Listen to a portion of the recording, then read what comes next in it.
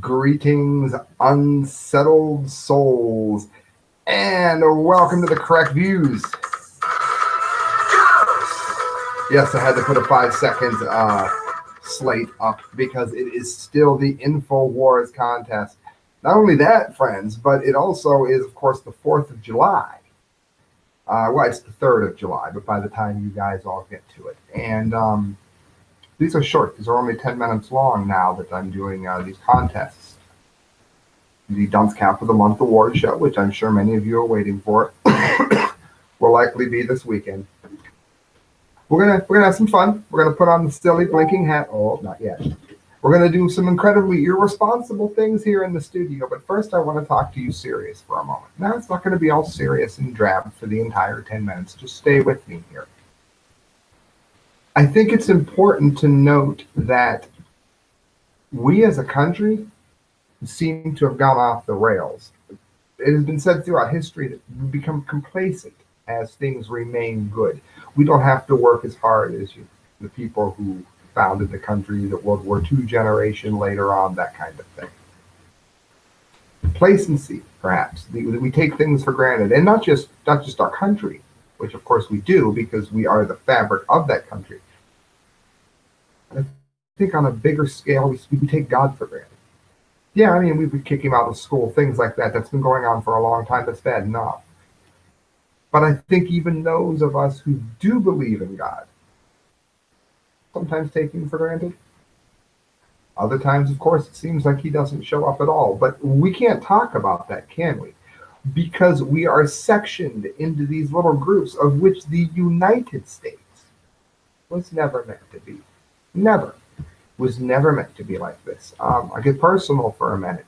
How many of you have seen families disintegrating at speeds not just that match what we've been seeing over the last decades, but an acceptance of it?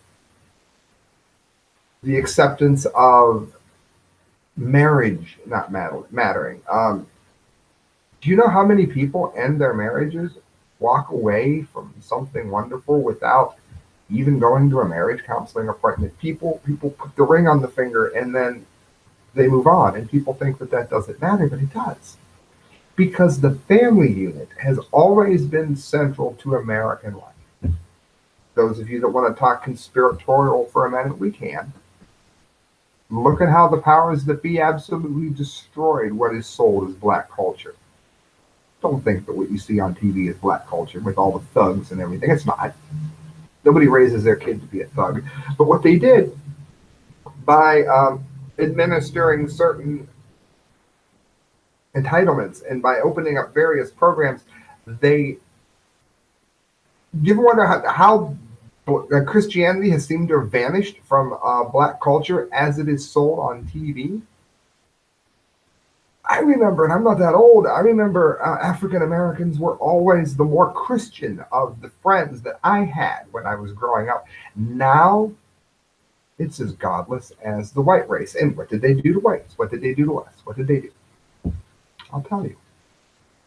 There was a time when it was unheard of not to be in church on Sunday morning. And I'm not saying that I always go, but I'm saying it was unheard of not to go. Now it's the norm. If you tell somebody you're getting up in the morning for church, they think that it's a joke.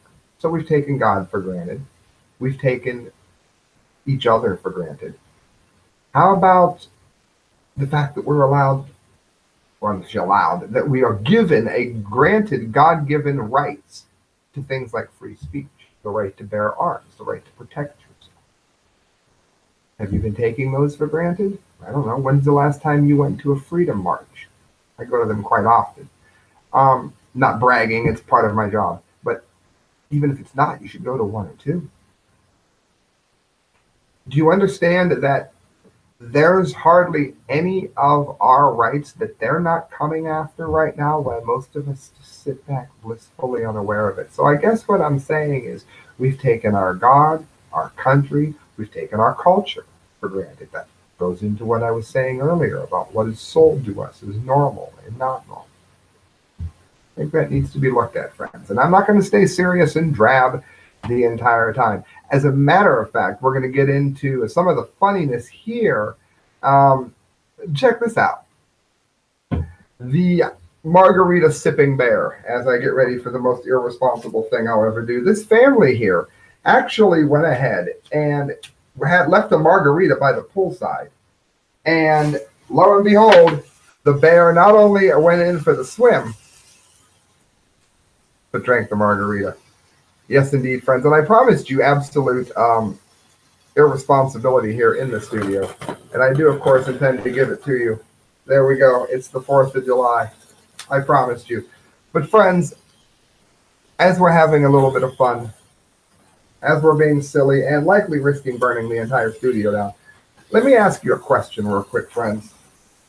Do you enjoy the show? Do you like what you're seeing? Or do you feel like the lady that this was incredibly depressing? I think I do have time to touch on this just quickly. The oldest woman in the world. Do you want to see something tragic? You want to hear something just that'll break your heart? The oldest person ever, at 128, wishes she had died young and says her longevity is a punishment. The Russian government claims Koko Istanbulova is the world's oldest person, but she's bluntly said that her longevity was God's will and she did nothing to make it happen. And she said she has no idea how she's lived until now. She's done nothing to do it. She's 129 years old, and she's miserable. She said during the war, she recalls scary Nazi tanks passing by her home. And she says she's seen people going in for sports, eating something special, keeping themselves fit, but I have no idea how I lived until now. She's still extremely articulate, but she said she's very, very lonely, extremely lonely. Her favorite place is to sit outside her house on the summer on an old bed under a shaded tree. And she said, I do not have time for the rest or entertainment. We are either digging ground or planting watermelons. Friends, you don't want to live to be that old and be that sad. And think about it. I think this is my overreaching message here. Silly hat, sparklers, the whole 9 yards. This is my overreaching message. If we as a people do not start cherishing our country, our culture, our family, God, and the things that make us unique in the world, then we're going to continue to live down to the expectations of the world. Happy 4th of July, friends. I hope I've touched someone here in some way. Please donate if you can at thecorrectviews@hotmail.com. You can donate through PayPal, and I put it towards the show. Happy 4th.